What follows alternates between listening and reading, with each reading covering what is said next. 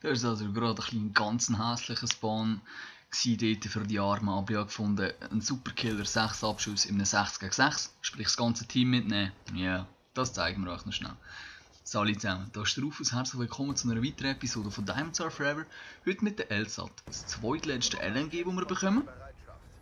Und ich spiele das wie folgt. In den Hintergrundvideos sind 3 wahrscheinlich schlussendlich, spiele ich jedes Mal mit dem Dualband und Schnellziehgriff. So spiele ich eigentlich alle LMGs. Der Grund ist wie folgt, Schnellziehgriff, weil es ist ja extrem langsam, das ist schon mal das. Und in Hardcore, also Herrschaft in dem Fall, aber Hardcore allgemein, will man möglichst schnell sein. Darum Sachen wie Gewandtheit, Schnellziehgriff, nehme ich einfach gerne mit. Und das Dualband hat zwei richtig geile Nebeneffekte.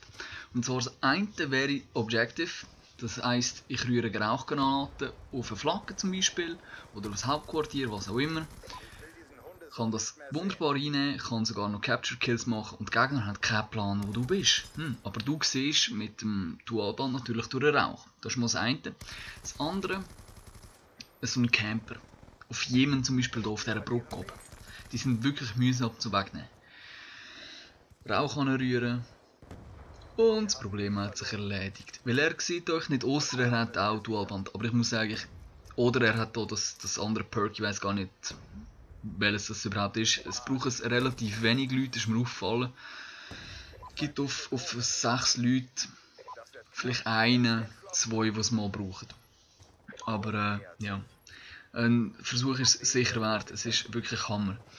Zu den Waffen, die ist richtig geil, sie kommt mit 100 Schüssen im Magazin, das ist auch gut so, weil Nachladen geht eine verdammte Ewigkeit. Ich habe das mal gestoppt, also zwischen 7 und 8 Sekunden geht es, bis so ein Magazin nachgeladen ist.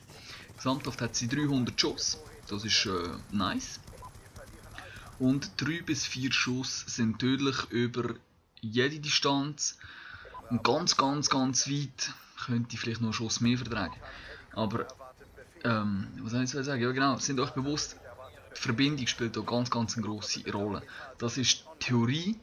In der Theorie killt sie mit 3 bis 4 Schuss, vielleicht auch mal 5. Aber eben, die Verbindung, wir kennen es alle. Was habe ich sonst noch zu sagen zu dieser Waffe? Genau, ganz geil. Bei dieser Waffe ist folgendes.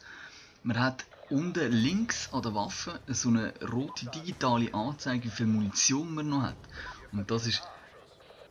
Ja, es ist ein Gag auf der einen Seite, vor allem wenn man Core spielt. Wenn man aber Hardcore spielt, ist es noch interessant, weil wir haben ja unten rechts normalerweise die Anzeige, wie viele Schüsse du gesamthaft noch hast im Magazin etc. Hardcore hat man da nicht. Und ich habe mich also auch schon ertappt, wenn ich gefunden habe, jetzt tue ich nachladen. Warte mal. Reload Cancel. 75 Schüsse. 75 Schüsse tust du sicher nicht nachladen. Das ist eher so ein bisschen eine Spielerei für Hardcore, ist aber ja, ist wirklich noch sinnvoll. Denn wenn ihr die Waffe noch nie gespielt habt, keine Aufsätze habt, es gibt eine Pre-Class, wenn man dem will sagen, ich weiß es auch nicht, so eine vorgemachte Klasse von den Entwicklern mit Target Finder logischerweise, aber das kann uns ja egal sein, das sind wir gewöhnt. Also wenn ihr mal reinschauen wollt, wie gesagt, es lohnt sich die mal anzuschauen, es ist wirklich eine geile Waffe und das ist es schon wieder gewesen, merci fürs Schauen und bis zum nächsten Mal, schön zusammen.